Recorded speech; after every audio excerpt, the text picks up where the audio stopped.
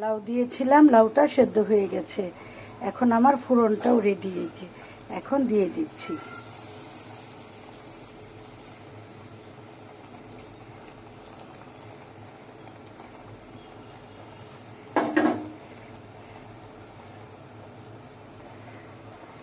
এই তো বন্ধুরা, ফোড়ন দিয়ে দিলাম।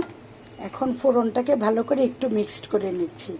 এখন আর বেশিক্ষণ জাল করব না, তাহলে লাউ একদম গলে মিশে যাবে, বোঝাই যাবে না যে লাউ দিয়েছি। তাই এরকম লাউটা সেদ্ধ হবে কিন্তু গলে যাবে না, এরকম থাকবে গোটা গোটা। আর ফোড়ন দিয়ে বেশিক্ষণ জাল দিতে নেই, তাহলে গন্ধ চলে যায় ফোড়নের।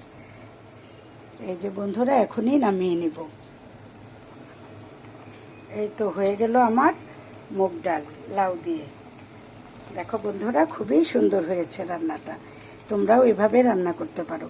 এটা গরমে খেতে খুবই মজা, স্বাস্থ্যসম্মত। যারা যারা ভিডিওটা দেখেছো তাদের সবাইকে অনেক ধন্যবাদ।